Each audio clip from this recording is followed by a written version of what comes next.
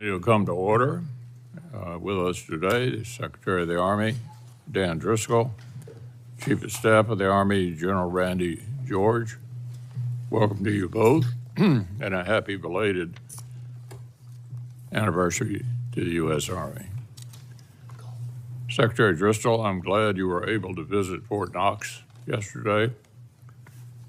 Did you look at the gold? I did. It's there, as far as I can tell. It's not worth what it used to be, I'm told.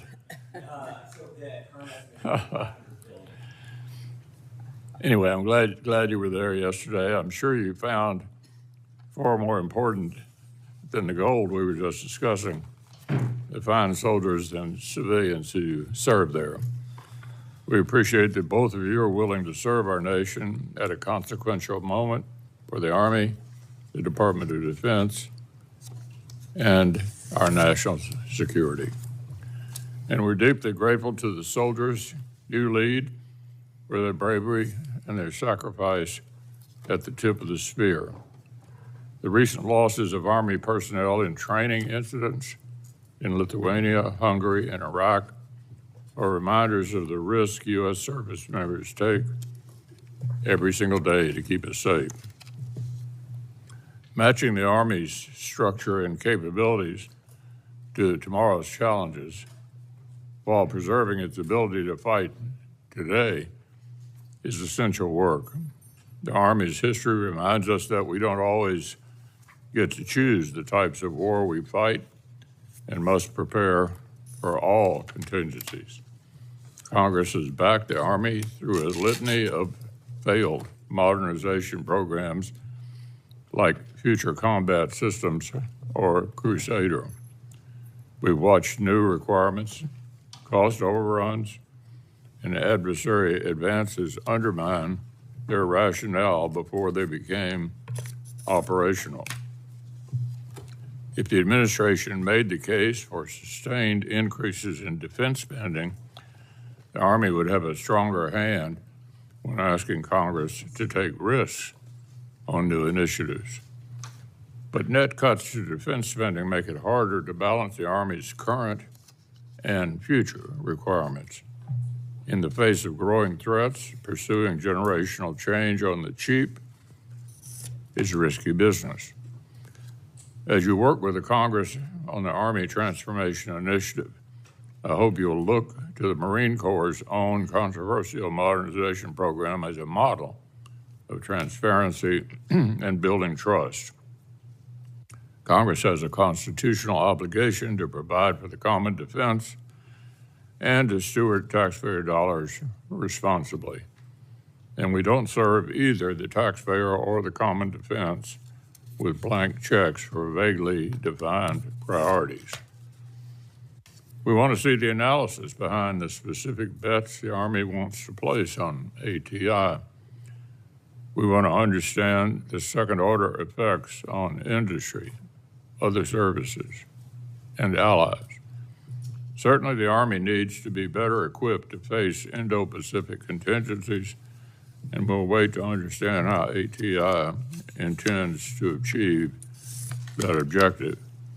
Tomorrow's Army will need to integrate existing systems and modernized capabilities, sustain existing industrial relationships, and welcome new entrants to the defense enterprise. This is not a zero-sum game, and if it's time to walk away from certain legacy programs, the Army will need to show its work. For example, if it's time to move on from the Joint Light Tactical Vehicle, why did the Army sign an $8 billion contract 2 years ago to procure more of them? Why did the Army not coordinate its termination decision for a joint program with the Marine Corps and other services to gauge whether such a decision would put the budget's operational capabilities or readiness at risk? And what is the impact on the defense industrial base the Army relies on? The services have to think through the industrial implications of such decisions. This isn't an argument to buy vehicles the Army doesn't need, but a recommendation to consider how existing manufacturing capacity can be put to better use in light of changing requirements. The Army's abrupt decision to terminate the Robotic Combat Vehicle program also reinforces a tendency to abandon promising capabilities midstream. This signals unreliability to industry partners willing to invest their own capital in future military technologies. In this case, precisely the kind of innovative tech company the Army claims it wants to foster. Of course, when we understand the Army's challenges and objectives, we can help you achieve them. For example, we combed through the unexecutable resources in fiscal 25 request and found resources to fully fund the Army's number one unfunded priority for counter-drone capabilities. While such an important requirement was unfunded in the first place, however, raises more fundamental questions about the Army and Department's own budget process. We also provided additional flexibility in funding to address UAS and counter-UAS challenges, and we invested in solid rocket motor production in excess of the previous administration's official request to help advance much-needed replenishment of the air defense interceptors and long-range fire.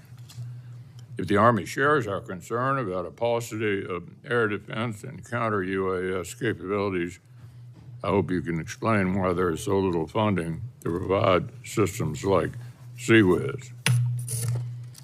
This spring, Secretary Hegseth identified modernizing and sustaining the organic industrial base as an urgent priority. When we hear that the Army is considering mothballing purpose-built munitions production facilities already at your disposal, it raises questions about your intent to meet this directive. Army depots in states like Kentucky, Arkansas, and Alabama have already built trust with local communities, assembled skilled workforces, and they continue to attract interest in new public-private partnerships.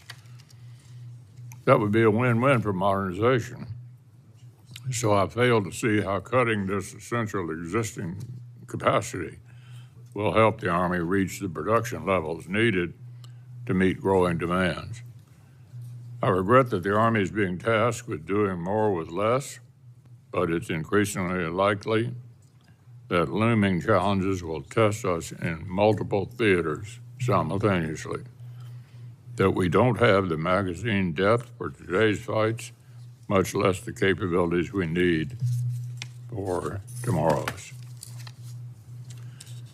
Certainly, we can't expect to keep pace with the pacing threat in the Indo-Pacific or adversary alignment across the globe if our base defense budget can't even keep pace with inflation. This subcommittee hopes to be an active partner in the Army's modernization efforts, but we can't expect success on a shoestring budget. So, Mr. Secretary, General George, I look forward to hearing your views on these topics. Turn to you momentarily for opening comments, but first, Senator Coons. Thank you, Mr. Chairman, and thank you as well, Secretary Driscoll and General George. Thank you for your service and for your testimony before us today. And I'd also like to first start by wishing the Army a happy belated birthday. The Army was there at Lexington and Concord, at Gettysburg and Antietam, at Normandy, and at Okinawa, at Fallujah and Kandahar, and across the centuries and across dozens of fields of combat at home and around the world. The American soldier has fought and died for our freedoms, upheld the Constitution, and served the people of our great nation. My father, my brother, my sister-in-law, my uncles all served honorably in the United States Army, and I just want to offer my sincere thanks to all the men and women serving in uniform around the world, to their families, and to our veterans. I'd also just like to recognize that as conflict ramps up in the Middle East, there are tens of thousands of U.S. service members on the ground in the region, potentially in harm's way. And I hope and trust that the Army is doing everything it can to provide for their safety, and that every policymaker considers the risk that they are under in the decisions we are making. Today's hearing is to evaluate the Army's fiscal 2026 budget request. General George, we have discussed the need for the Army to adapt to today's threats, to innovate, and to field different capabilities, more so today than it has at any previous time in my lifetime. And I'm keenly interested in what the Army is learning from the war in Ukraine, how it plans to rapidly acquire and field UAS, and in some ways more urgently counter-UAS technologies at scale, and whether it's investing in the munitions magazine depth our nation and allies need in this new era. Ukraine's recent bold strike into Russia as part of Operation Spiderweb, as well as Israel's bold strike against Iran's nuclear program, both illustrate how resourceful planning, low-cost drone weapons, and innovative strategies can destroy billions worth of military equipment. And we know that the wide and increasing use of these systems and platforms, coupled with dramatic advances in electronic warfare, require new tactics and new concepts. We have given you in the last year flexibility in order to address this. I largely agree with most of what the chairman has said, so I will skip a lot of my opening statement also about innovation in the private sector and the industrial base. But in my discussions with you and other senior military leaders, I've consistently emphasized the need for procurement and deployment to speed up in this era of innovation. The Army's Transformation Initiative is meant to offer a solution to these challenges, and it may. But this subcommittee does not yet have sufficient fulsome information from the Army in order to adequately make that assessment. My other core concern with the Army's budget is readiness. When the FY26 request, when you take out inflation and the pay raise, it's essentially flat from 24. You've taken deep cuts in your O&M accounts to pay for DHS tasks on the southwest border and in our cities, as well as overseas operations, typically funded in a supplemental. DOD claims the president's budget request pays you back, but I'm not convinced you will ever see this funding. As I said to Secretary Hegseth in his hearing before this subcommittee last week, budget reconciliation is an uncertain path, a partisan effort, and the president did our military no favors by not planning for key capabilities in the base budget. Even if successful, it seems just as likely DOD will keep raiding your O&M account to pay for other priorities until Congress steps in and says, enough. Every member of this committee has a role to play here, a constitutionally mandated one. Finally, I feel compelled to offer an observation about the nature of our military and its relationship with our citizenry, and a plea for all of us to be thoughtful leaders in a contentious moment. For 250 years, our military has fought not for any particular party or policy or president, but for the Constitution and the freedoms enshrined in it. I've traveled the world on behalf of my state and the Senate, and I can definitely attest our military is the cutting-edge, most lethal, world-class military and the global role model for an apolitical military under civilian control. I'm worried that that legacy is under threat today from something more critical than funding or interagency reimbursement or readiness ratings. And that threat cuts to the core of the role our military plays in our nation, and it centers on the fragile but critical trust between a people and its leaders. I worry about crossing a critical line by asking our military to serve as de facto law enforcement either on the border or in major cities, and about the trajectory of our values when the commander-in-chief can goad soldiers into booing either the press corps or his predecessor, as happened last week in North Carolina. And frankly, too often, both parties contribute to a divisive environment that is seen as just politics.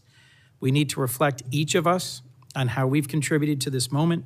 250 years doesn't happen by accident, and it's up to all of us to ensure the fragile flowers of democracy, rule of law, and an apolitical military are protected and allowed to flourish throughout the rest of our lives. Thank you, and I look forward to our discussion.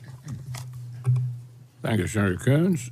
We'd ask each of you to give an opening statement now, starting with you, Ms. Secretary. Chairman McConnell, Ranking Member Coons, distinguished members of this committee, it is a privilege to address you today. I want to start by expressing my sincere gratitude for your unwavering support for our soldiers and their families. And I'd like to start off with some good news. Our story is alive and thriving. We just celebrated 250 years as an Army, and it was a great success. Our leaders are the best in the world. I was at Fort Knox yesterday where I saw how we are forging warrior leaders from the cadet summer training to the command assessment program. And we are just getting started. We met this year's recruiting goals 4 months early, and we are on track to fill 20,000 fiscal year 26 delayed entry program contracts. Our recruiters, soldiers, and families are inspiring fellow Americans to step up during a time of global uncertainty and complex threats. They are the very best our nation has to offer, so they deserve the best support in return. That's why when I went through my confirmation hearings, I pledged to be the Soldier's Secretary of the Army. That commitment has guided our approach every single step of the way.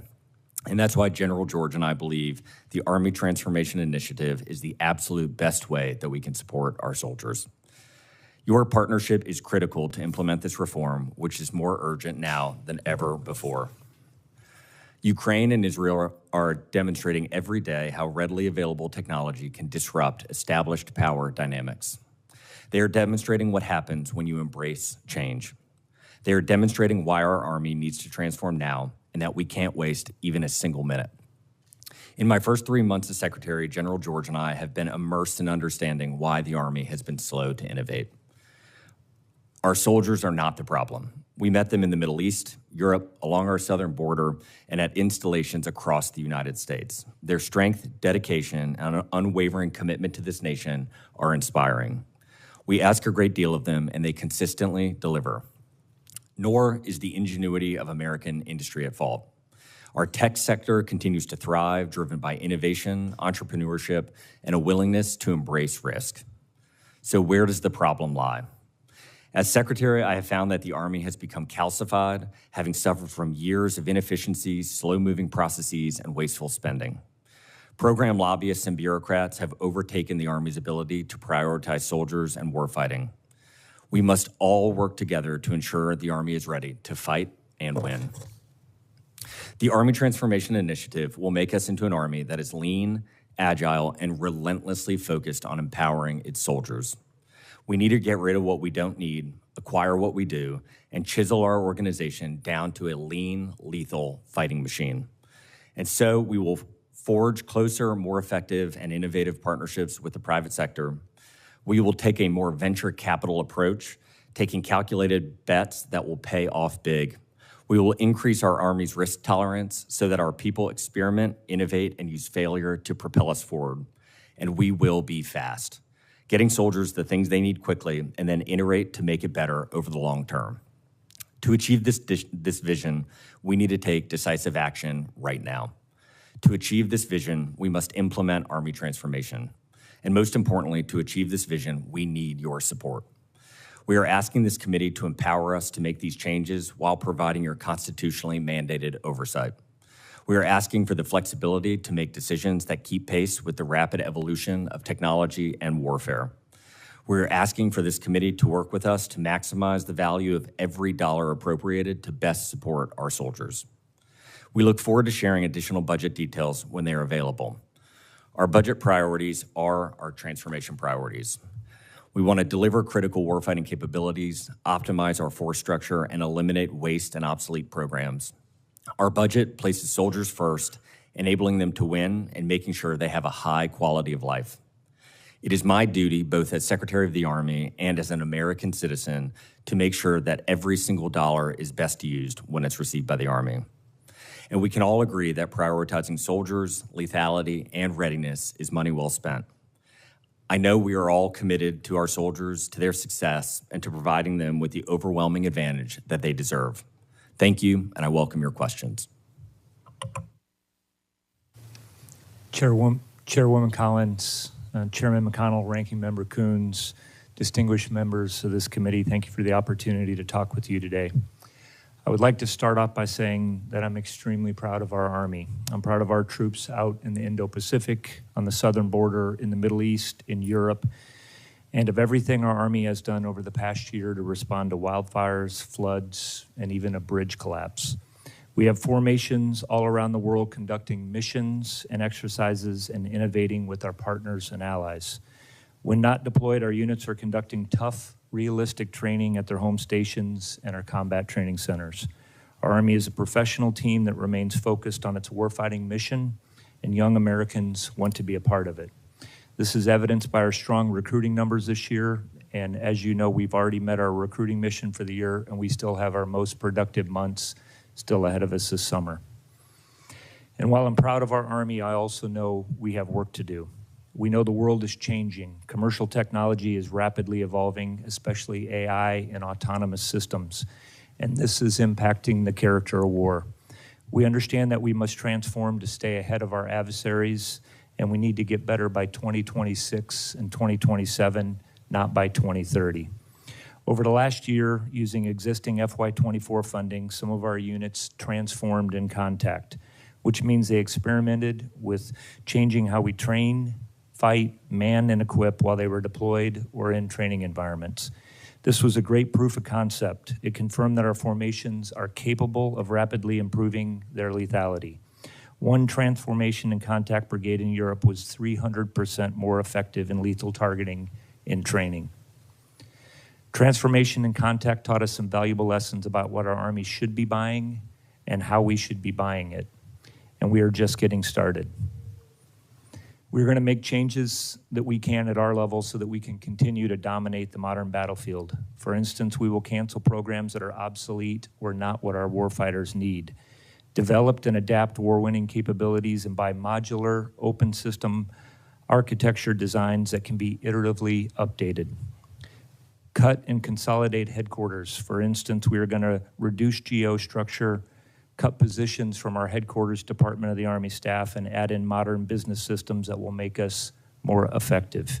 And finally, we will power down authorities and funding so that commanders in our fighting formations have what they need to make their teams and their communities more successful. What I've learned from being in this seat is it is our job as leaders to do what we can with the budget that we have. I've been talking about the need for agile funding for UAS, counter-UAS, and EW. We need more flexibility in those areas. Technology is changing too rapidly. We've got to be able to buy capabilities rather than specific programs so that we can always get our warfighters the best available tech and equipment for the fight. This is where we could use Congress's help. As you saw this past weekend, we celebrated our Army's birthday. It was an honor to recognize American soldiers who have defended this great nation for the past 250 years. And our soldiers are ready today to defend the country. We will do our part to ensure that they have what they need to be successful in that enduring mission. Thank you for your support, and we look forward to your questions.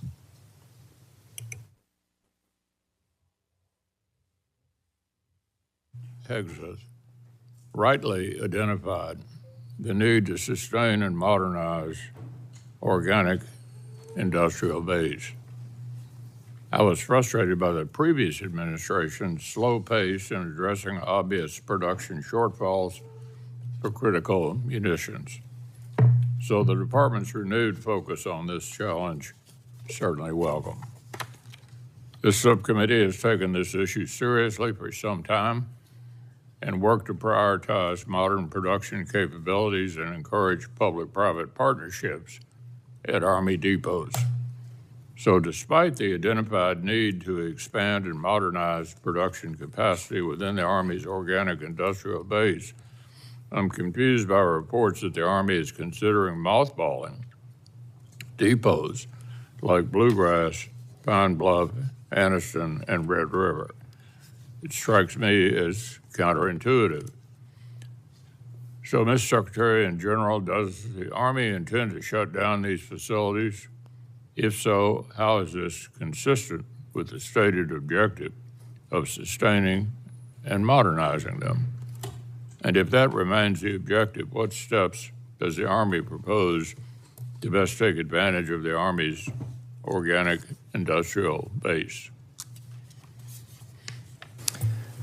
Chairman, I agree with you on the organic industrial base. I know we both agree with you on moving that forward. One of the decisions that we made, obviously, was at some of these places, do we continue to invest in doing things at these locations that we know we don't need? For example, areas where we know we are well beyond the max or we're producing things maybe that we don't need for the modern battlefield. So That's what we are coming back to. I mean, I don't think anybody, we know we need to improve in this area. One of the areas that we have talked about as an example is being able to produce drones and being able to do that at scale and produce drone parts.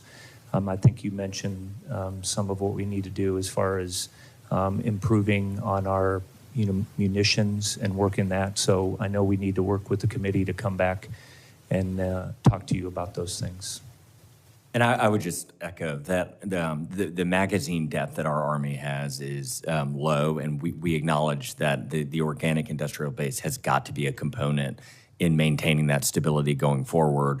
I think when we've looked at these couple of depots in particular, what we believe today is what we are making there now does not justify the cost. What we are not saying is that those depots don't have a role in the future, but the current things being manufactured there are duplicative and expensive. And so what we've directed the team to do is help us create a plan to actually take advantage of the resources that we have and be good custodians of the American taxpayers' dollars. All right, Mr. Secretary General, what lessons has the Army learned and applied from Ukraine and Israel about the future of warfare? How do these lessons inform the Army's modernization efforts and your preparations for an Indo-Pacific contingency? I can kick off and then hand it to my battle buddies. So I think that one of the first things we have learned is we have got to have a data layer that allows our soldiers to communicate across space and time. That data layer has to be synced with our things, like all of our equipment and then our sensors, and it all has to be sharing information in near real time, because without that very basic data layer, anything like applying in generative AI and all of the things we could do for targeting, offensive and defensively, cannot occur. And so the fastest thing we are trying to move on is getting a data layer so that we can layer in a lot of these kind of digital advancements that are happening in Ukraine. And Chief, you want to take the last bit? Chairman, I could probably go on for this for quite some time, so I will just, and what we look at when we look at lessons learned, we talk about observed, because until we actually change what we're doing, we haven't learned them until we've actually changed our organization, change how we're operating, and that's what we're trying to do with transforming in contact. I think a big one is you can be seen anywhere on this planet, nowadays, and so signature is very important. So what we are doing to reduce our signature of our unit, it gets back to what the Secretary was talking about as far as what our command and control systems are, and what kind of emissions we're putting out, how are we reducing the visible signature for those things. That's one big area, and that changes go across all of the warfighting functions. Just because of logistics, things like that are easy to, you're easy to spot. And so how we reduce our logistical tail, headquarters sizes, all of those things are going to be incredibly important. I think the biggest thing that we are trying to get after, and that's why we've asked about with Agile funding, is to be able, we know that with drones, countering drones and EW, it is moving very rapidly, 2 weeks, 3 weeks, a month. And, in those areas, I think producing anything that is a program or record probably is not going to maintain the pace of what we need to do. So we need to build modular open system architecture in all of these systems and then be able to adapt them. And that's what we're working to do in all three of those areas. But we are definitely paying attention to those. We have updates on those, I would say weekly, and we send those around to the Army. We are updating our combat training centers to make sure that we understand what it's like to fight in those environments the best we can, that we can produce stateside. And we are actually trying to also change at every one of our installations, the rules and regulations to make sure that we can fly drones and do the things that we need to do. We have to train in these environments too before we get ready to, deploy anywhere for our nation. Which leads me to finally ask, talking about training environment, what if the U.S. decided to cut off assistance and information sharing with Ukraine? Are you concerned that that would lose valuable insight into their operational experiences? And what message would that send to our allies in the Indo-Pacific? We are getting a lot of valuable information and trying to glean those lessons. I think that was your point, Chairman, that we are getting from them, with what we're doing with training. What if that stopped? I think that obviously getting that information is very valuable to us in what we're doing. We collect, I think we do a lot of things to collect and share lessons with our partners around the world. That is something that we have been doing and pretty consistent about. So, that all of that is helpful to build our formations. Anything to add, Mr. Secretary? I second what the General George said. Ukraine has been described as the Silicon Valley of warfare. The biggest lessons that are occurring in this transition and this inflection point, that how humans have conflict is changing right now in a way that it hasn't changed in a very long time. And the front line of that definitionally is Ukraine. And we are learning a lot as the United States Army from what's occurring there. Senator Coons. Thank you, Chairman. If I could, just a brief opening question for both of you. For the record, do you oppose a full-year continuing resolution for the Army in FY26? Mr. Secretary? I think the Army will operate under whatever constraints we are given. Does it disadvantage the Army to have to operate under a full-year CR? General, does it disadvantage the Army to have to operate under a Yes, I full-year think CR? we'd want a budget. Thank you. I think so do all of us, but it's just helpful to have clarity on that. And I agree with the point just raised in the last question by the chairman that our partnership with Ukraine is absolutely critical. And I'll tell you from my last bipartisan trip, CODEL, with Senator Ricketts to Taiwan and the Philippines, our treaty ally and our partner are watching very closely whether our support for Ukraine is sustained in the face of aggression by Russia, and they will draw conclusions from whether or not we are a steadfast and reliable partner. Let me turn to my two core questions. I've had the tragic honor of attending many dignified transfers at Dover Air Force Base. General, I've seen you there as well. And I recall clearly 18 months ago, the transfer of the remains of the 3 Army reservists who were killed at Tower 22 in Jordan. They were killed by a very low-cost, low-tech, but lethal Iranian drone. We did not at that time have the counter-UAS systems to detect it, intercept it, and stop it. I went back to the region and met with a series of military leaders and was very concerned by what I heard about the lack of currently available, deployed, effective counter-UAS systems. And as I mentioned, given developments in the region, this is a heightened concern. General George, what does the fiscal year 26 budget request show that's going to address this dynamic and concisely help me understand how you're achieving through agile funding, the need, as you said, to buy capabilities rather than specific programs of record in this area where the technology is rapidly emerging. We have a great partner, the Silicon Valley of warfare right now. How does this budget request accelerate your capacity to deploy and defend our troops? I think you're going to see, sir, that we're going to spend a lot more money specifically on counter-UAS. I would also tell you that spending the money on the drones helps as well, because there are cases where we have, I think a lot of what we're learning too is that drone on drone is a good, way to do counter UAS. So I think it's going to be a little bit of both. And that's a big part of what we want to do with the transformation initiative, is make sure that we're spending, focused on those areas. I think everybody's going to have to deal with this across the joint force moving forward. Everyone is going to have to deal with countering drones. We are doing a lot with making sure that we are, not sending stuff to, White Sands or doing it other places. We're still using those areas, but also just sending things directly to the Middle East is, for an example, what we're doing with Transforming in Contact.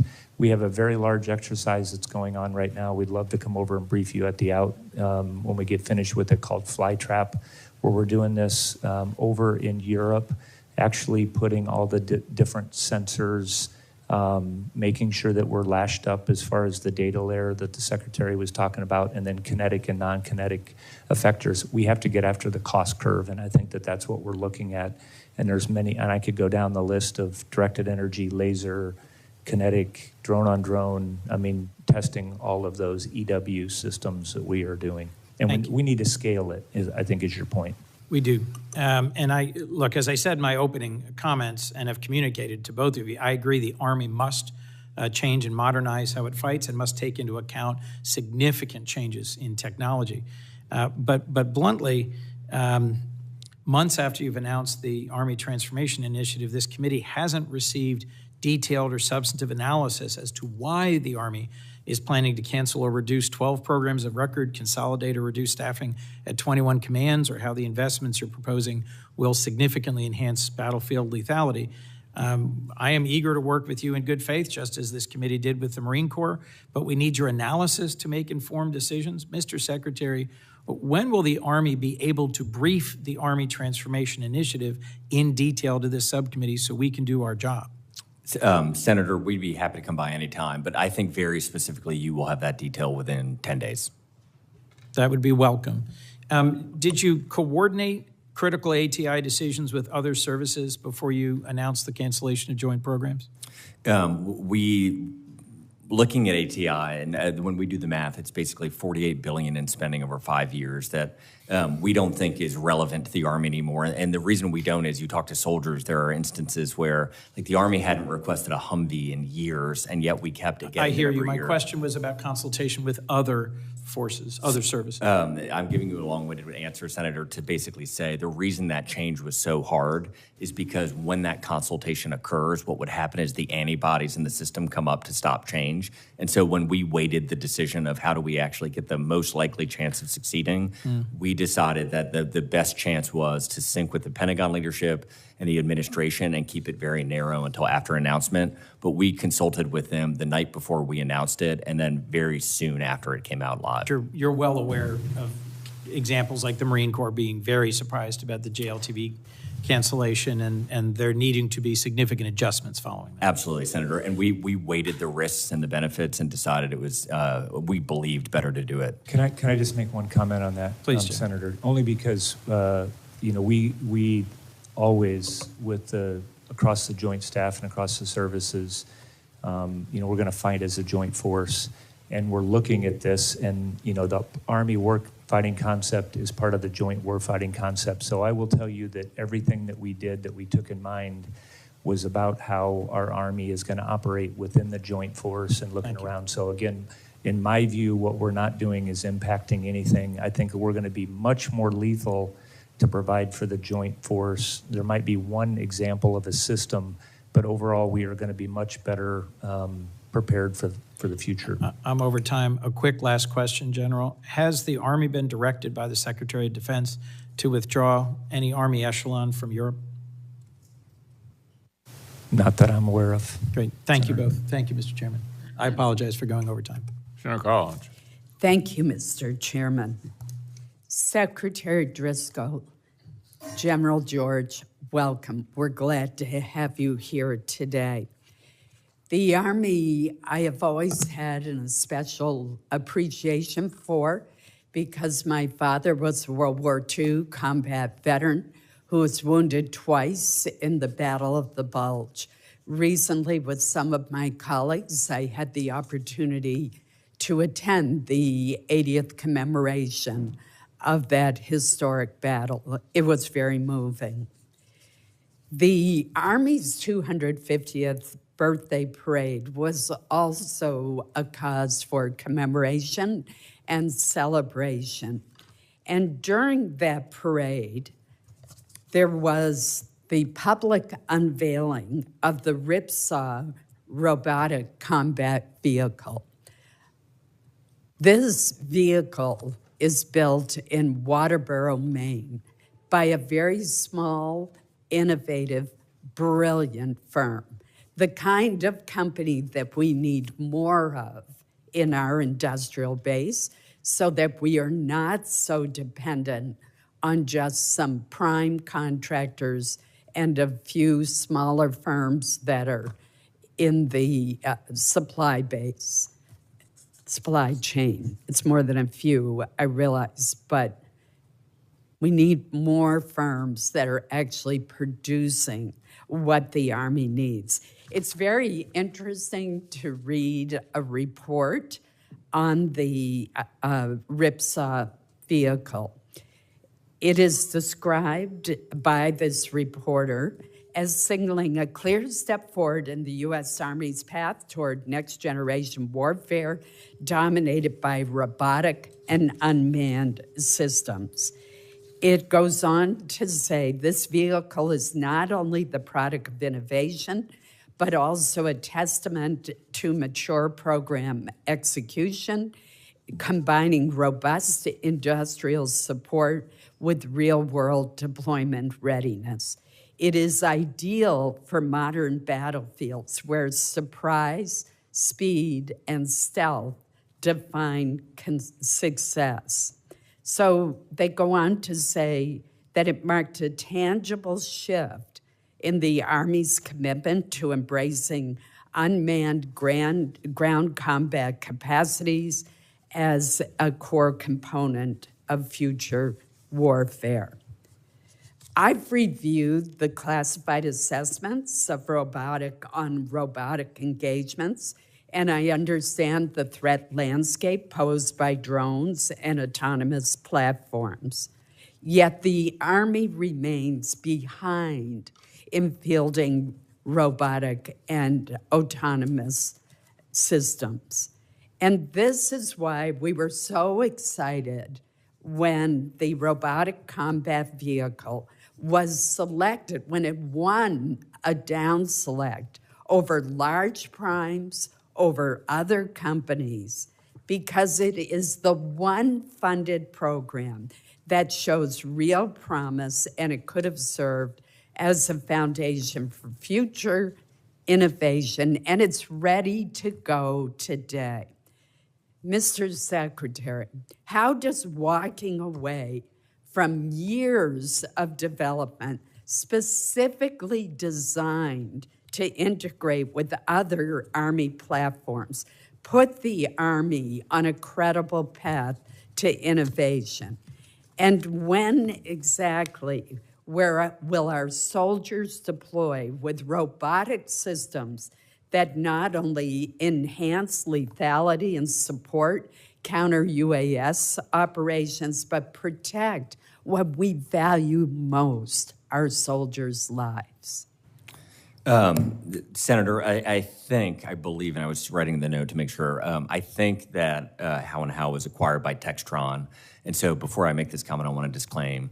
So we met with that leadership team to talk about this. And just from a high level, any business so far, or the vast majority that have reached out to us when a decision has caused them harm, we are trying to help them bridge to what the Army needs. And so I just very publicly want to state the defense industrial base is weak. We need to grow it, and we are trying to be thoughtful in this. Then specifically to your question, the robotic combat vehicle that was demonstrated in the parade is an incredible piece of engineering capability. The fundamental problem is what General George was referencing, the cost curve. So an $800 drone with a very cheap munition can take out a $3 million piece of equipment endlessly. And what we, the United States Army, have done very poorly in the last 30 or 40 years is we keep building exquisite pieces of equipment that we cannot, even as one of the wealthiest nations in the history of the world, sustain at scale. And so, unfortunately, what happened with the RCV is it is the classic case of the Army doing a very bad job to ourselves. We came out with too many requirements. It took too long. By the time it was built, it was too expensive. When we contrast that with the things that are working, as long as the vehicle or the tool or the asset can be driven by wire, there are a lot of software companies now that can basically take, like we had one take an existing Humvee, we had it take our infantry squad vehicle, and in 10 days they can make it autonomous. And that's the type of cost curve we can afford, is to go out and find things that are already being purchased by consumers and translate them over to military cases. And so for the vast majority of the things we need to purchase today to counterbalance all of the exquisite things we've purchased in the past, we have got to be buying cheap, attributable, scalable solutions. And unfortunately for the RCV, it's just not one of them. Well, two comments back to you on that. One, it's the height of irony that you would feature this combat vehicle in your parade as the future of the Army at the same time that you've canceled the contract.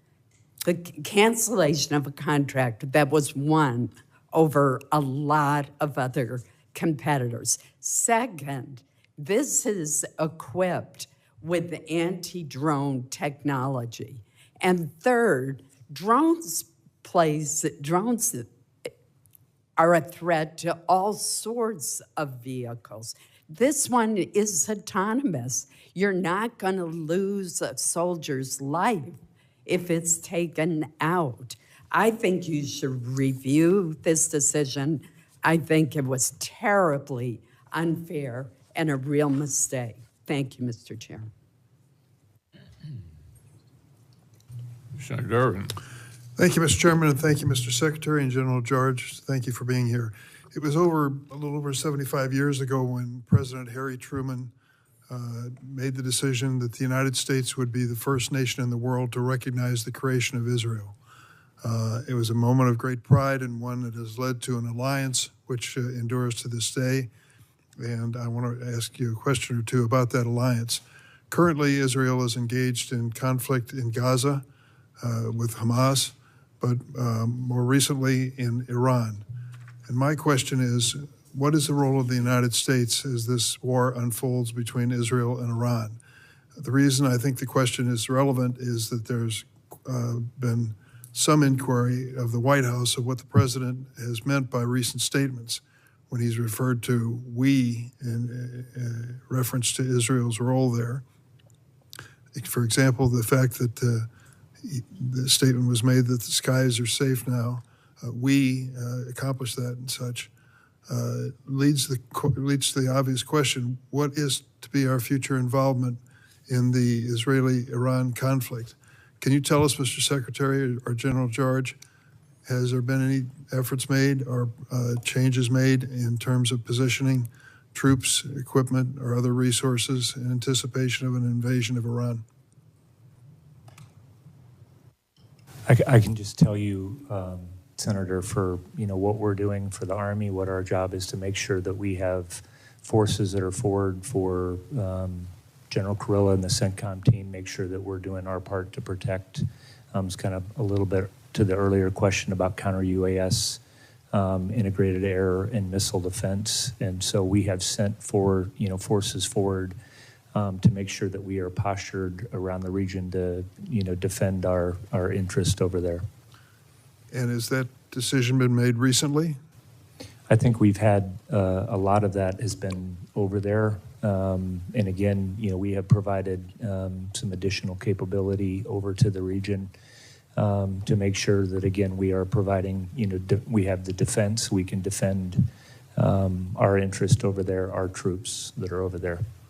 Is it a matter of weeks or months since the decision was made to upgrade our position? I think, Senator, we are constantly evaluating our position when we're, over in different locations. I mean, we have moved stuff around. Again, what our job is in the Army to make sure that we have, trained and ready forces to make sure that we're providing them, forward, for placement.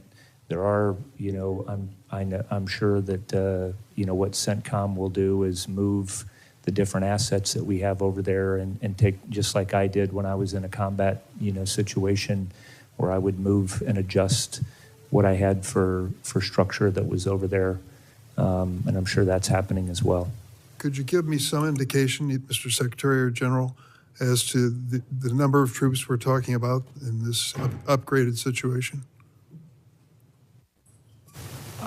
Go ahead. I don't have we can follow back up with your office, Senator. As a general matter, we generally do not talk about troop movements and where we are placing soldiers, but we're happy to, especially in a classified environment, show you everything you want to see. And are we referring to the Middle Eastern theater as in terms of the position of these resources? I think we have resources around the world. We certainly have resources in the CENTCOM in the Middle East area of responsibility. And just very broadly, we are hyper focused on providing our soldiers around the world safety. And with the events of the last couple of weeks or week, we are talking about it actively. Let me ask a quick question to follow up. The chairman asked about depots and their future. I, of course, have an interest in an arsenal, and I'd just like to make a plea that the men and women of the Rock Island Arsenal have responded when asked over and over again. When it came to up-armoring Humvees in the early stages of the war in Iraq, they were there even before the private sector could respond. And I hope as you move forward, you will turn to their expertise and give them an opportunity to bid into some of this work to save us money and to continue to make us the strongest defense in the world. I hope you can. And Senator, I think we're going to be going to Rock Island together soon. I haven't gotten a chance to visit it. General George and everyone I've heard has said it's an amazing place, and so I look forward to seeing it with you. That's a great idea. Thanks a lot. Senator Graham, followed by Senator Baldwin, and then Senator Moran. Thank you both. Good morning. Thank you both. The FY25 Army budget was $185.9 billion. Mr. Secretary, that's a lot of money, right? It is. Yeah, well, I think we need more, and I think most of us up here understand that. Budgets need to be based on threats. So let's walk through the threat matrix real quick to America and see if we need more spending on the military less. Putin.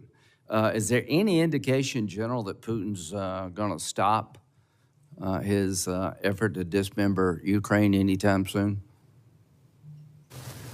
Well, it's hard for me to predict anything, but I would say. Well, let's right go. now, what we're Last seeing- night was the biggest attack on Kyiv, and they killed an American citizen. So as of last night, he doesn't seem to be willing to stop, does he? Yes, you're right, Senator. Yeah, I hadn't Agree. seen any intel. I mean, does anybody up here think that he's slowing down? I don't. So we've spent a lot of our ordnance and military equipment to help Ukraine, right, Ms. Secretary? We did. And the reason we're doing that so that we don't get in a war with Putin. You know, if he gets to a NATO country, we're in a war with Russia, right? We're trying to stop him now. I believe that was the theory of the case. Yeah, well, that's the good theory of the case. So if Putin's not slowing down, seems to me we're going to be needing to help Ukraine more and be sending a deterrent message to Putin. Let's go to Iran as a threat matrix. How would you rate Iran's threat to the United States, General George? I would rate the threat as more, there's a couple regional, I think is the biggest to our interests that are out in the Middle East with the troop concentrations that we have there, other interests and partners and allies. Do you know what November the 4th is in Iran? Do you know? It's Death to America Day. In 1987, Iran made November the 4th Death to America Day. That's the hint what they think about us. Do you believe, Ms. Secretary, that President Trump is right to say no nukes for Iran? I totally support the president. Do you believe Iran would use a nuke if they had it against Israel and maybe us? It's hard to answer a hypothetical. Why is scenario. it hard to answer? They say it. They write death to Israel, death to America on the missile. That's not hard. They have 900 pounds of highly enriched uranium at 60%. What commercial purpose is there for highly enriched uranium at 60%? I'll answer it for you, 0. They got enough highly enriched uranium at 60% to make a bunch of bombs. Why do they have one of their enrichment programs at the bottom of a mountain? Do you know? I would hypothesize for security. Yeah, I would hypothesize that they want to enrich and make sure they're safe in doing it. So let's stop playing this game that Iran is like an uncertain enemy. They say it, they mean it, they're going to do it if somebody doesn't stop them. Do you agree that we're in the land of force now, General George, when it comes to stopping Iran's nuclear ambitions? Can you repeat that question again? We're in Do the you what? believe that it seems to be that the only option available to us now to stop their nuclear ambitions is force? I don't know. I know that they're still reaching watch out to make television? sure. I do. Okay, do well, watch. I mean, Seems to news. me diplomacy for 60 days. One, Mr. President, thank you for reaching out to Iran. Thank you for reaching out to Russia. Thank you for trying to find a peaceful solution. But it seems to me that we're full on engaged, at least Israel, to take down their nuclear program by force. Is that a fair statement, that Israel's made a decision to take their nuclear program down by force? I think that's obvious. Yeah, I think so too. And do you agree with President Trump's decision that a nuclear-armed Iran is a threat to us? Again, I think the president's been clear that he doesn't want Iran to No, have I mean, do nuclear you agree with weapons. that? Do you think it's a threat to us? That we don't want Iran to have Yeah. nuclear weapons? Yes, I agree Yeah, with that. I don't think we do. I don't think we do for a lot of reasons.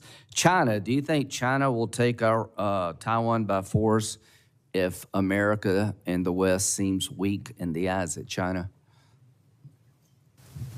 I think deterrence is incredibly important in making sure that Do you we think have we that may have ability. lost deterrence after our withdrawal from Afghanistan, Mr. Secretary? I think that the withdrawal absolutely Yeah, harmed our I think global we standing. have. We need to regain it. Do you think ISIS and Al Qaeda is still out there trying to find ways to kill us here at home, General George? I do think that. Okay, so there's the still a threat matrix is about as large as I can remember. So to those who wondering, should we spend more in the military? We should. And the goal is to spend money in the military to prevent war, but if you get in one, to win it. So last question. The Ayatollah said today that if we help Israel destroy their nuclear program, and he's not going to give it up, he said that today, there'd be all-out war with America. Did you hear that today?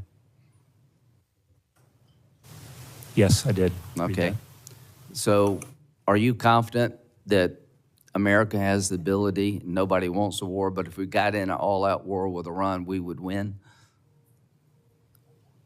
I think we're confident for 250 years the United States Army has Yeah, I do achieved too. every My goal we've money's been on the given. Army, my money's on the military. I don't want a war, but if you pick a fight with us, you're going to lose. To our friends in Israel, keep it up. We got your back. Taking that program down is an existential threat to Israel and to us. This is a moment of choosing for the world. I hope everybody understands that if they get a nuclear weapon, they're religious fanatics, they're religious Nazis, they would use it. I don't believe that about Rocket Man. I don't believe it about Putin. I don't believe it about China, but I believe it about these folks.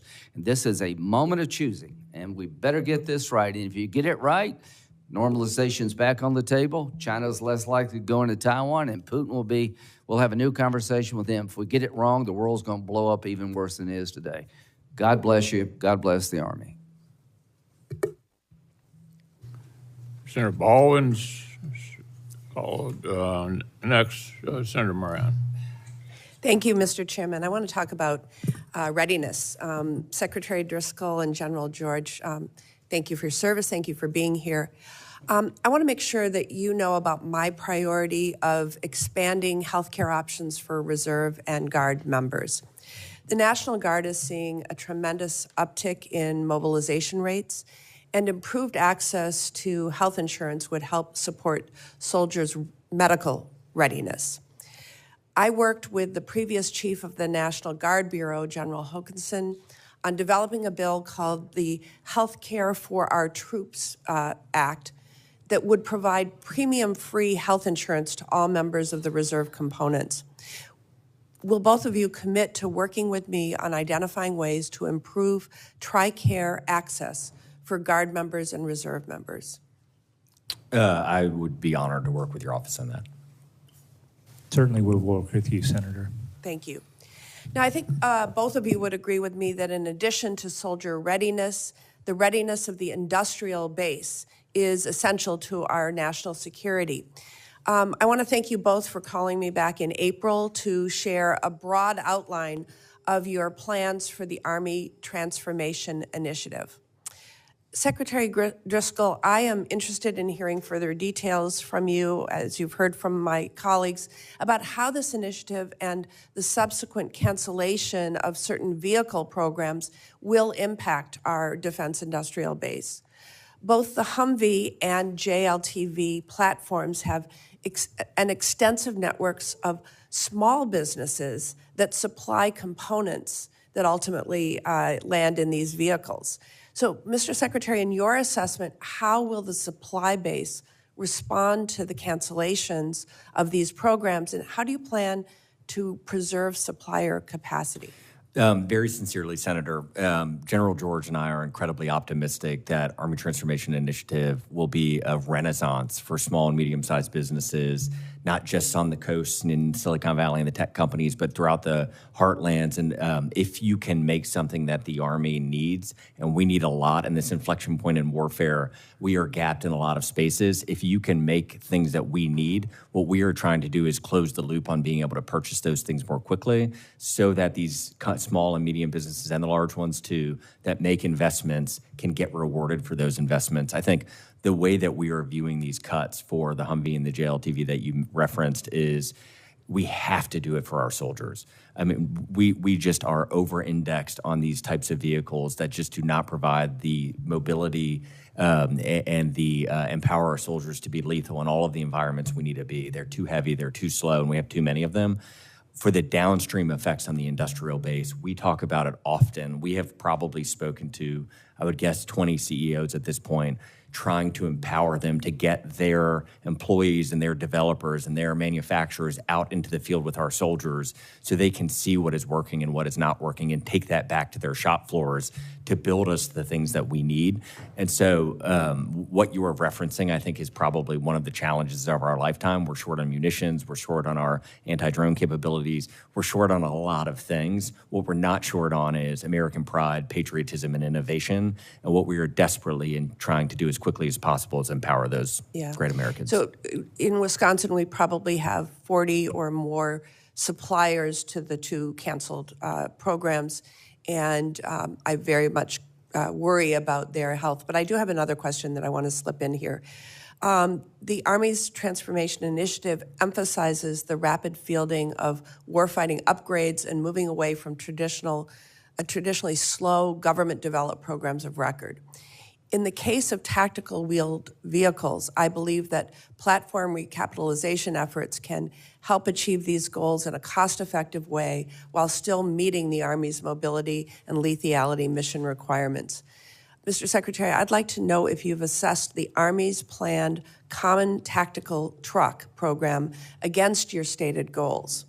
Additionally, have you evaluated whether a more straightforward recapitalization of the family of heavy tactical wheeled vehicles would be a better way to accelerate technology enhancements to troops, save money, and avoid creating a new program with new maintenance challenges? Have you made that evaluation? We're actively in the process, Senator. For those larger, heavier vehicles, one of the things that is so exciting about what is occurring in software development, we worked with a company called Applied Intuition, and basically this was what I was referencing earlier to your colleagues. As long as the vehicle is drive-by-wire, we can do all sorts of things to upgrade existing vehicles that the Army already has, and we want to be good stewards of the assets that we've been given. And so we are looking across all of our platforms to figure out what can we upgrade that we already have in the cheapest way possible to help provide soldiers additional capabilities and safety and lethality. And so, but as we continue to go through this process, we'd be happy to come to your office and talk to you about it. Senator Moran, then Senator Kennedy, Senator Bozeman, Senator Capito. Mr. Chairman, thank you.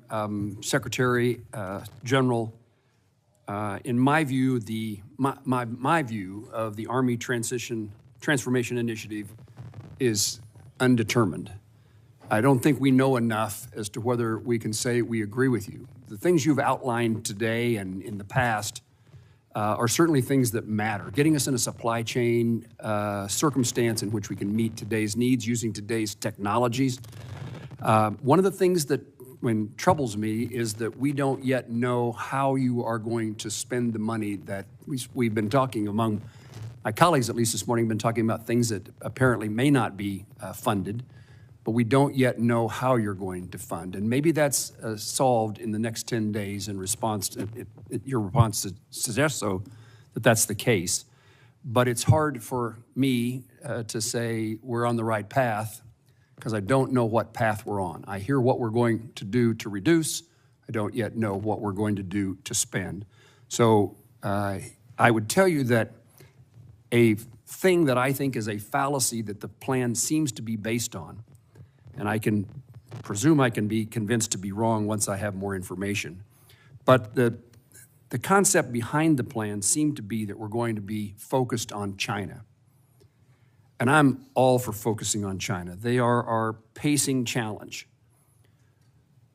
But it seems to be that the belief is that we can do so while focusing significantly less, almost not at all, on the rest of the world.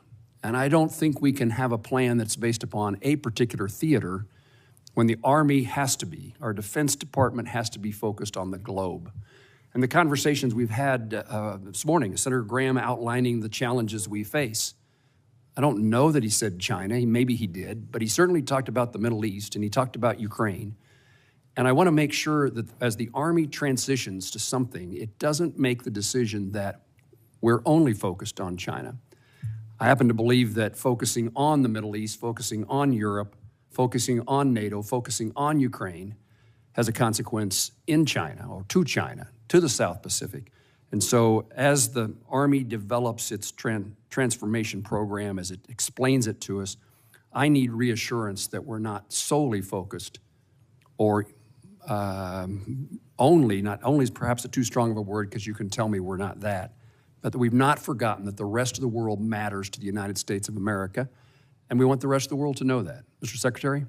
Senator, and I'll hand it to my Ranger buddy in a second, but we oftentimes, General George and I talk about in a lot of settings, any human being that believes that they have been able to predict the future current events since the dawn of man has oftentimes and probably most times been wrong. What we hope you see in 10 days as we explain our changes and the recycling of this $48 billion, this was not intended to be simply a cost-cutting exercise. Every dollar is intended to help us innovate and move forward to face threats around the world. What we believe Army transformation does is, in our Title X authorities to man, train, and equip the United States Army, we want that Army to be able to fight in any theater, anywhere in the world at a moment's notice. And so what we believe it does is it starts to pull us from where we are over-indexed on these slower, more exquisite systems that just cannot achieve that goal in a lot of locations around the world, and pull us to this more digitally enabled software manifesting in the world as these new hardware systems surrounded by drones and autonomy and all of these things. Like, what we believe is that solution set is binarily required for combat anywhere, not just in the Indo-PACOM. Before going to Secretary George, I want to ask a couple other questions before my time expires. I don't believe that ATI is fully accounted for in the Army's budget, certainly not what we've seen to date. And I just would highlight, if it's not, how can you expect us, if it's not or will not be, how can you expect it to provide us a budget that this committee can support?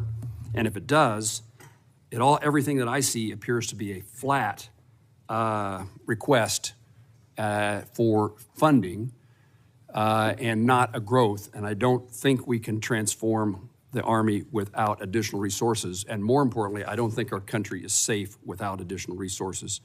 I want to highlight, and I visited briefly with both of you, Secretary Driscoll, I was with you at Huntsville. We talked about FLORA and its advancing production so that there's not a gap of several years between prototyping and in production. And General George, I talked to you about this in Kansas, and it seems to me that you're on the path of trying to accomplish that goal, but I can't find any place in which money is designated to fund production during that gap, neither in the reconciliation language or in the budget details that the few details that we've seen to date. Can you assure me that someplace in that budget or in that request are those dollars?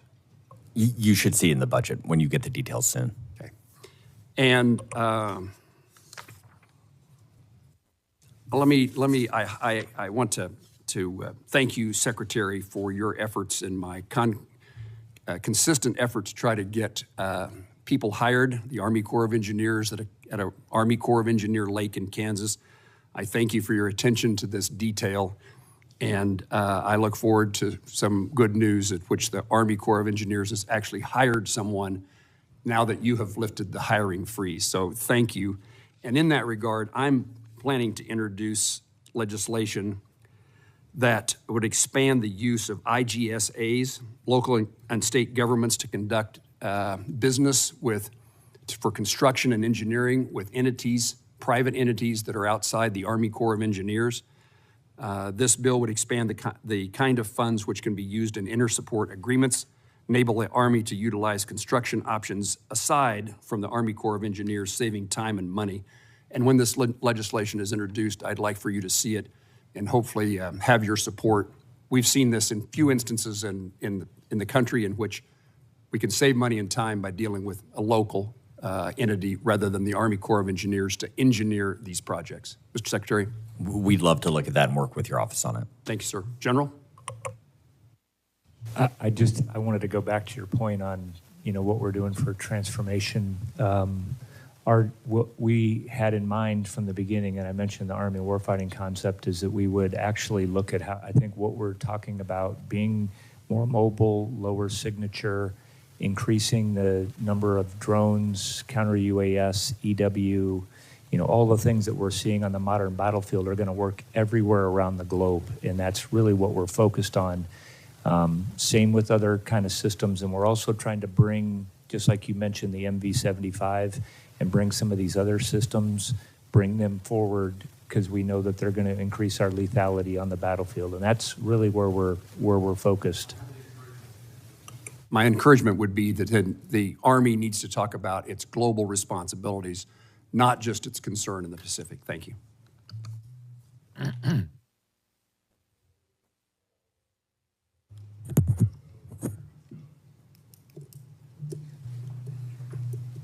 Thank you, Mr. Chairman. I'll try to land this plane within my time.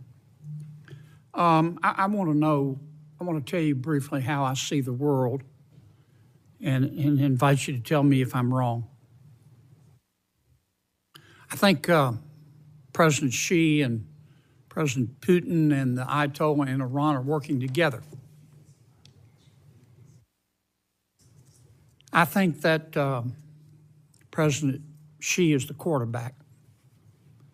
I think their goal is to have Russia dominate Central and Eastern Europe, to have Iran dominate the Middle East, and to have China dominate the Indo-Pacific while being free to roam in sub-Saharan Africa and South America and space.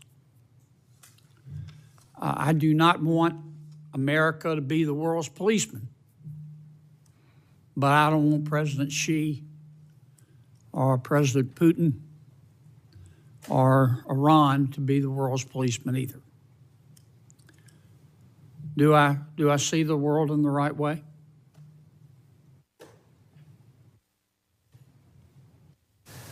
I would tell you, Senator, that we are seeing them. I don't know specifically what their ambitions are, but we do see them working together and doing some of those things against our interest. General, I need you to, both of you fine gentlemen, look us in the eye and tell us what you think. I understand you got to choose your words carefully. You don't want to get put on double secret probation. But we've got some hard decisions to make here. And there's a consensus, I think, in the Congress to give you more money. Because I think we need to spend more money on defense. But you're going to have to give us straight answers and tell us what you think. Mr. Secretary, am I right or wrong? Senator, your question of one of your colleagues said it earlier, $185 billion is a lot of money. If we are given more money than is in the budget that you've seen, we will be good stewards of that and innovate even faster. I think what we are saying to this committee is we believe we can transform the Army with those amount of dollars as long as we are able to use them the way that we want to and we are not Tell jammed. me again the amount of money you need for the Army transformation. We can use our current budget and transform the Army as long as we're able to spend it the way that we believe is right. How much money do you think we need to spend as a country to maintain or either, depending on your perspective, reach parity with China? I think the president has mentioned between the two bills $1 trillion for the DOD. Okay. Do you trust Europe to spend more money? I'm sorry, Europe, Senator. Do you trust Germany to spend more money? They've talked a good game. When I was out with NATO with Ambassador Whitaker and talked to a lot of our colleagues in the NATO countries, and as far as I could tell qualitatively, they believed it seemed to be that they were going to start to spend significantly more. General, do you trust the United Kingdom to follow through and spend more money? I mean, all I've gotten, Senator, is what they said that they were going to do with their new defense review, that they said that they were going to raise, their spending on defense. Based So on your it remains to be experience, seen. do you believe them? I mean, I think we're big believers in the, we'll see. I think action is what counts in some of this. There's certainly been a whole bunch of our allies that have done that when they've called for. Tell me, Poland General, how you think the war in Ukraine relates to our struggle with China. Are the two inextricably linked, or do the two have nothing to do with each other? Well, I think, Senator, everybody is watching that fight right now, taking lessons from it. I think everybody's doing that. I think everybody is looking. I get a lot of comments. General, I know everybody's watching. I got that Yeah. part. We're all watching. Do you think what we do in Ukraine impacts our struggle with China or not? Give me a straight answer. I do think our partners and allies are watching what we're doing and how that turns out. Yes, Senator, I agree with that. All right. Last question, because I'm going to land this plane. How's our recruiting coming? We're dominating recruiting and retention. Why is it better? We made some structural changes and the return to a focus on lethality among our leadership. What structural changes did you make? We created a future soldiers prep program that gets soldiers or future soldiers who are right on the edge and helps get them a little bit more training before they join. And then there were problems with when we transitioned over to digital medical records. We were catching things when kids were younger, and we didn't have in place the mechanisms to get those waivers, and we have improved there dramatically. Thank you, gentlemen. Thank you, Mr. Chairman. Senator Bozeman, Capito, Murkowski, and Hoeven. Thank you, Mr. Chairman. On Sunday, I saw the clip on television about the Army Museum's new thing regarding the revolution. And so we went out on Sunday afternoon. It's excellent, and congratulations. It is really wonderful. I was telling a group yesterday in Milcon that it's not just about the Army. It's just about the soldiers that started, the country, and then that same spirit has lived on till now. But it really is remarkable. Like I say, congratulations. I hope everybody goes and sees it. I've really enjoyed visiting with you all about the ATI. I share your concerns, again, with modernization. I also share Senator McConnell's concerns and Senator Collins and others here. In fact, many in Congress about what he stated with the loss of the organic industrial base. Current events have made one thing clear: the commercial industrial base alone cannot meet our munitions demands. That's why in Congress, many have advocated for investing in Army-owned organic industrial base facilities. Secretary Driscoll, will you commit to continuing to work with the committee, continue to work with myself about modernizing critical munitions productions at these plants? Unequivocally, Senator, it is. There are probably a couple of threats that if we don't figure out how to get scalable solutions together, we are going to put our Army in a bad position, and that is absolutely one of them, and it would be an honor to work with you. Very good. Thank you. Also, Mr. Secretary, I know the continuing resolution has come up. Could you and General George, can you give us examples, if we have a continuing resolution, how that affects the mission, the commitments we have? I know in the past people have talked about training and things. Yeah, obviously, part of the problem for us is we would go back, we wouldn't be able to make some of the changes because it would be based on previous years. So that would obviously be, a detriment to us in the Army. But I think it's new starts. It's how things, change. We know the battlefield is constantly changing. I think it would impact in several areas.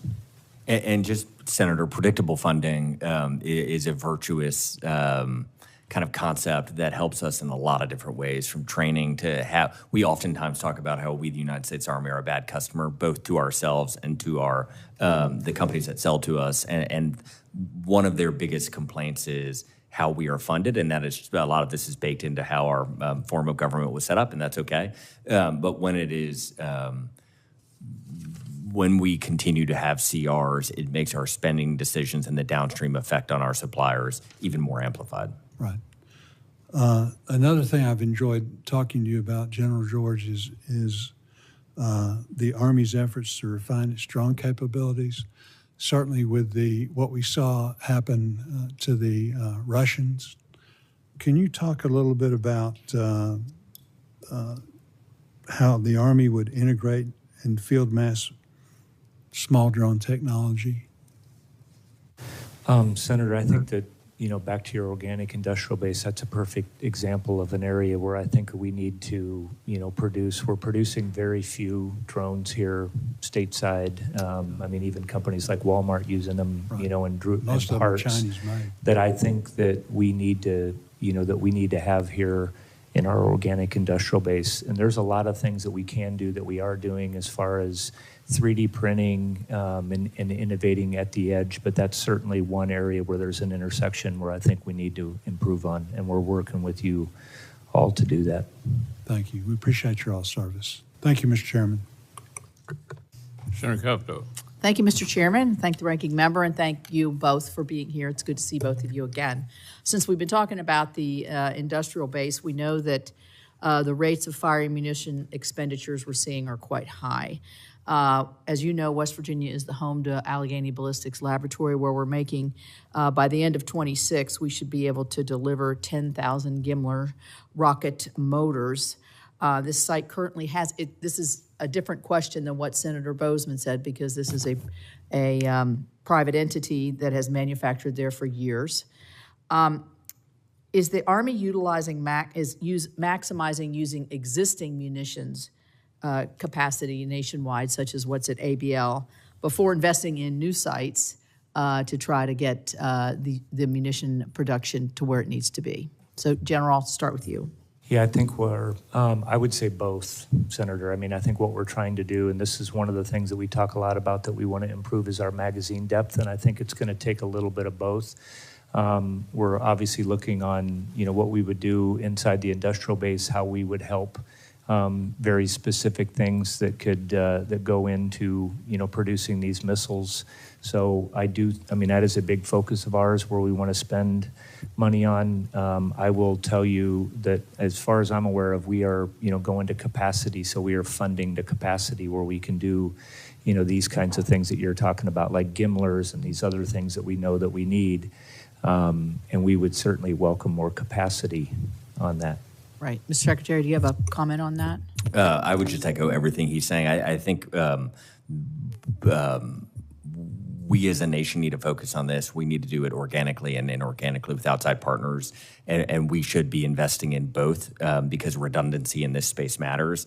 Contested logistics, we haven't faced them as a nation at scale, especially in our own home in CONUS, in a very long time.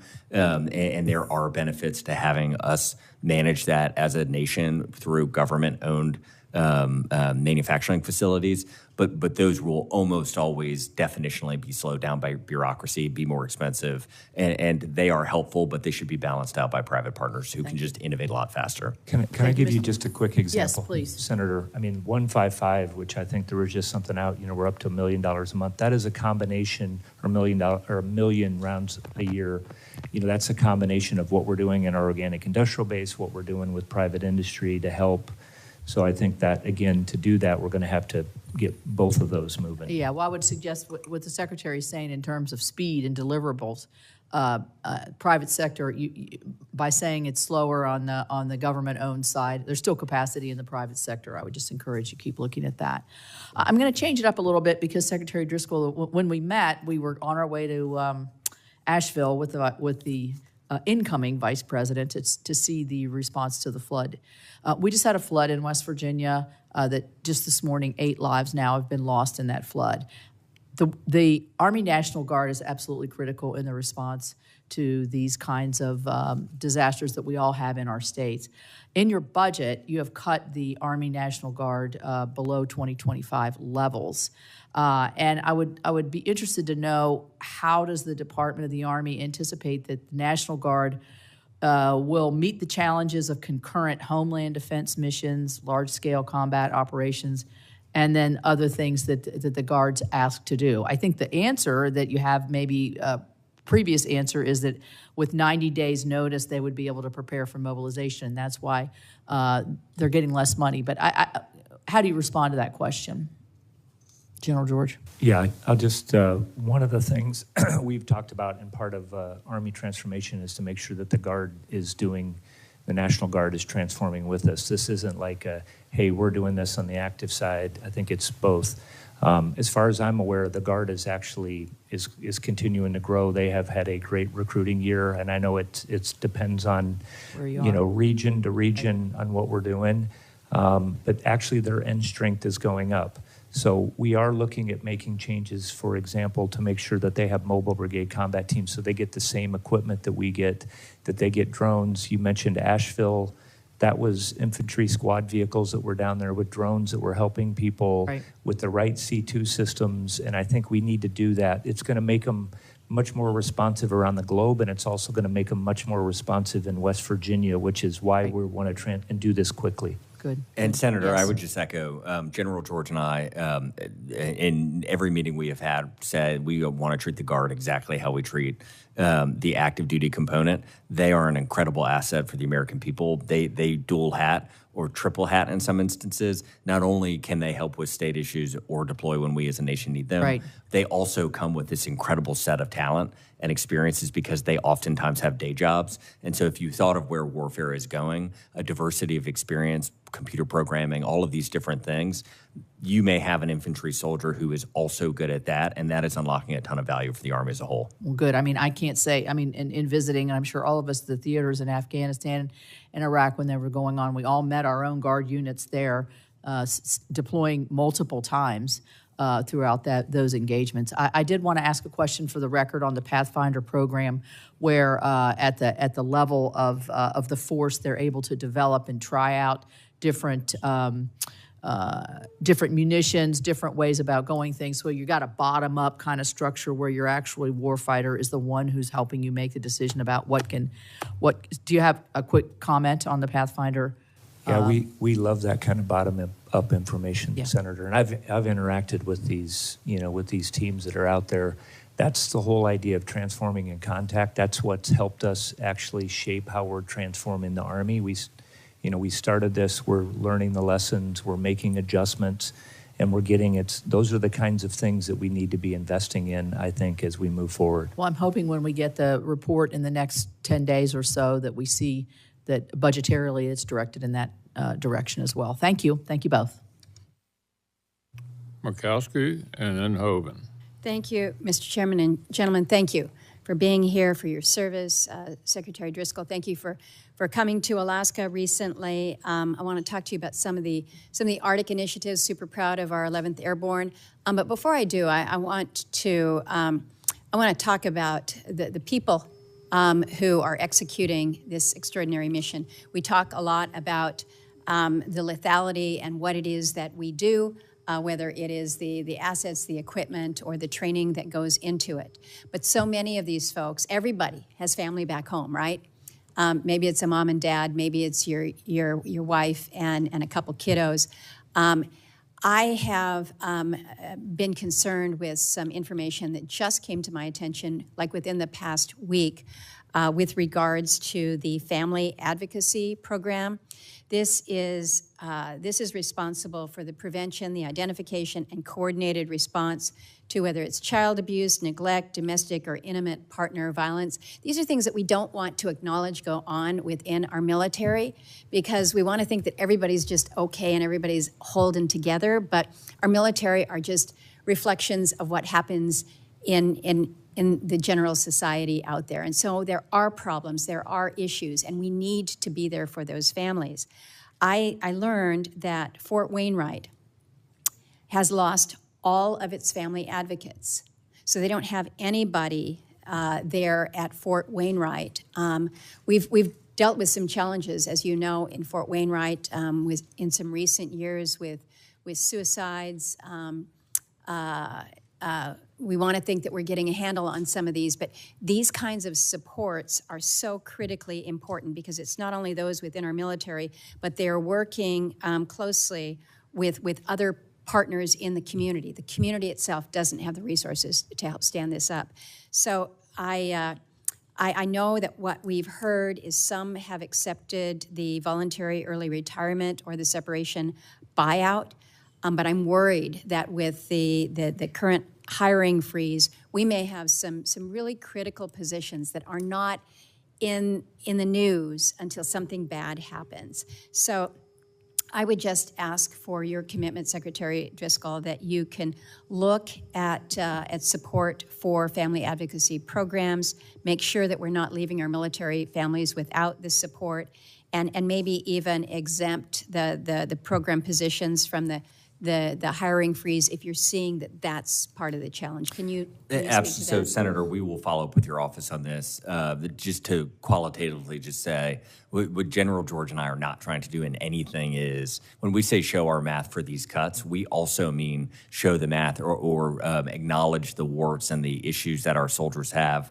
For the Army's 250th birthday this past weekend, General George hosted us, and I had probably 18 guys who I had deployed with came in for it. I hadn't seen a bunch of them in 15, 16, 17 years, and it was amazing hearing their stories, but also their tragedies that service has cost, and we need to acknowledge that. And so very sincerely between the two of us, we want to work with the Army's leadership who also cares to fix these things.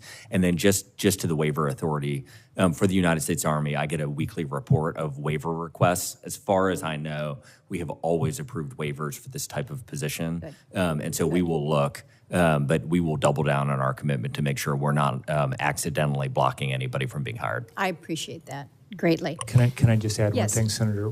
We use Alaska as a perfect example, very tight-knit group. People that are up there love it up there, but it has different needs. And so that's the other thing that we're trying to do is look at areas very specifically, what they need up there in Alaska. So I just throw that on because, we put a lot of energy in making sure it's a different environment in mostly positive ways, but making sure that we're also reinforcing it that way as well.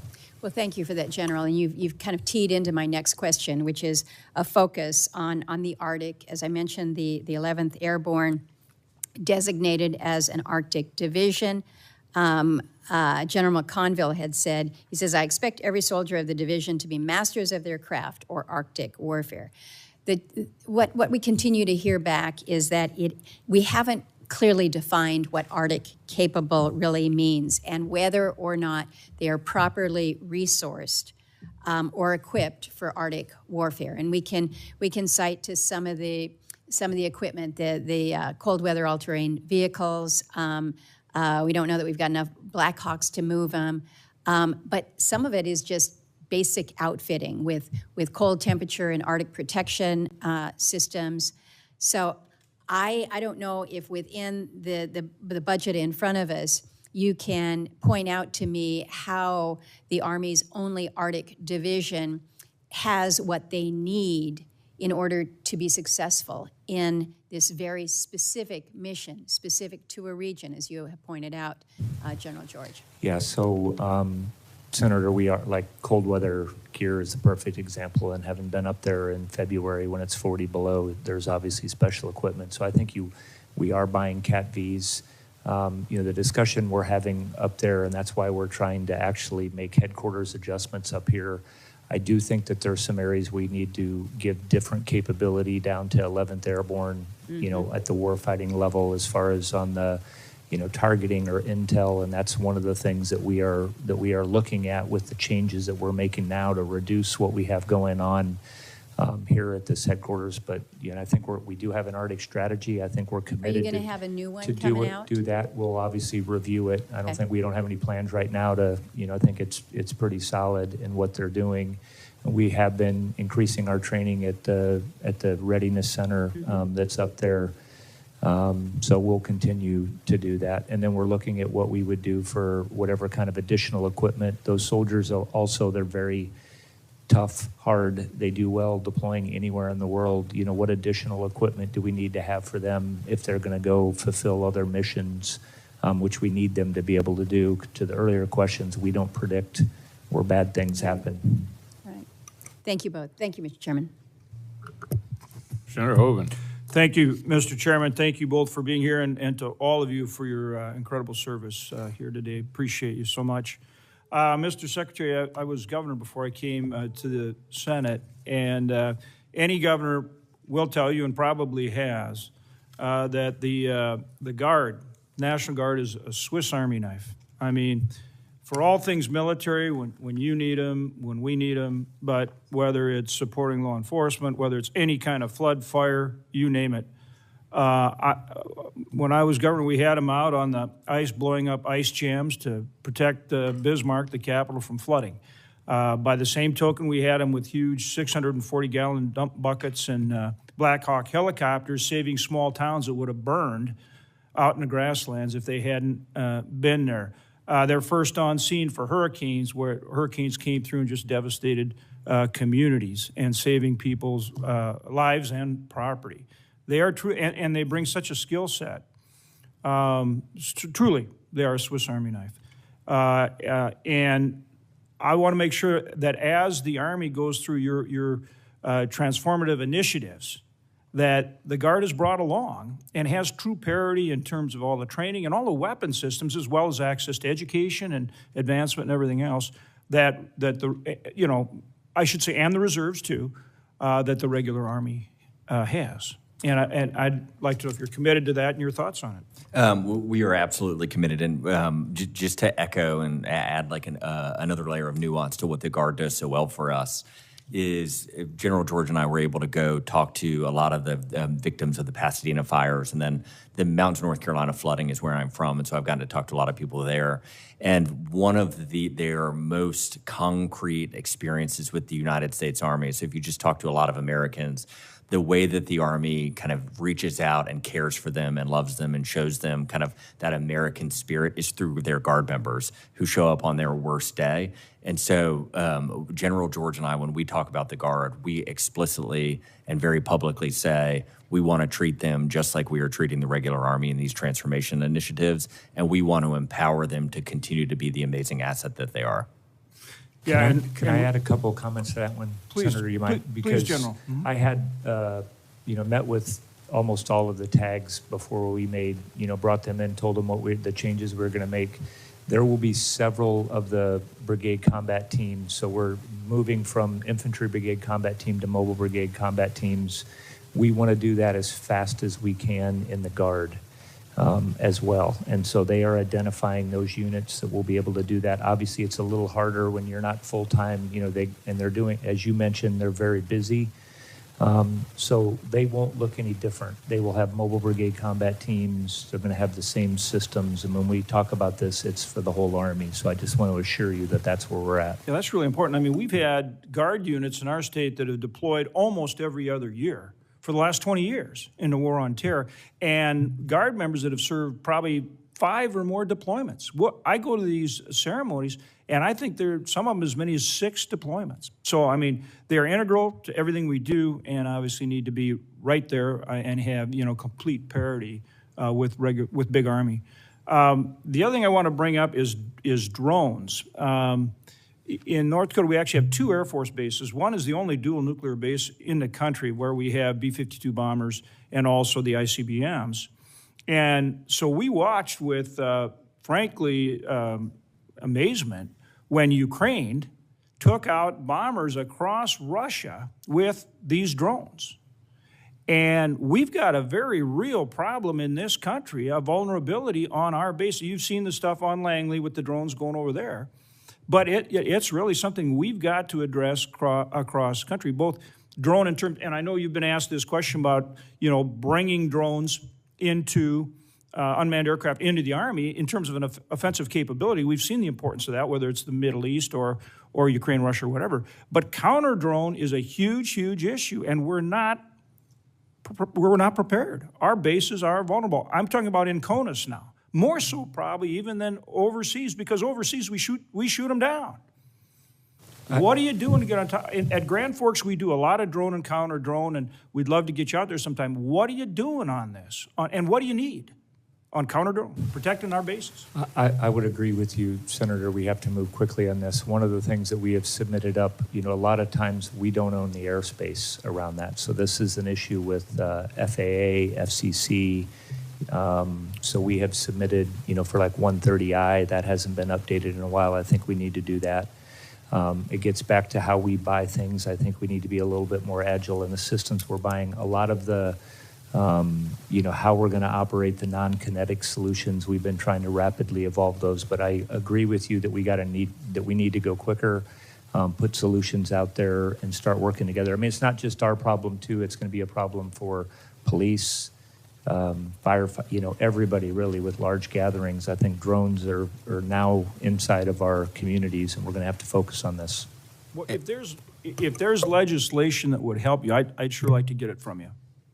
And I would just echo, Senator, in all of our meetings, we've tried to stress this. This is the threat of our lifetime.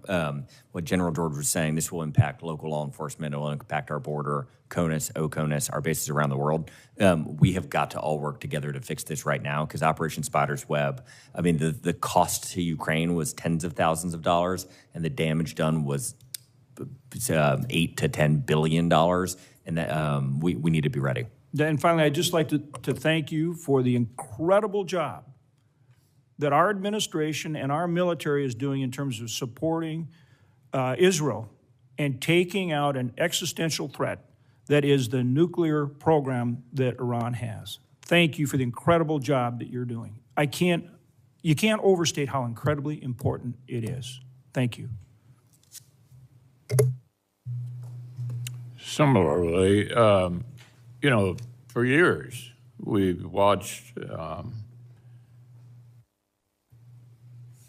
use of long-range fires and drones, as we were just discussing, in both the Middle East conflict and in Ukraine, certainly gotten our attention as to why in the world we haven't been able to produce them more rapidly, because we've had several years here of observation about how much that's going to be involved in warfare in the future and in the present.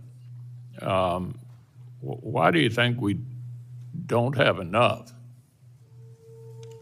I'll kick off. I'd say drones and our inability to manufacture them as a nation are why we believe the Army Transformation Initiative is so important. And I think what we would say is this system has been hollowed out for a long time. We have had a hard time as a nation figuring out how to spend these incredible resources that are the American taxpayers' dollars efficiently and effectively. We have basically crushed our defense industrial base and gotten it down to sub-10 number of companies that can even afford to do business with us at scale.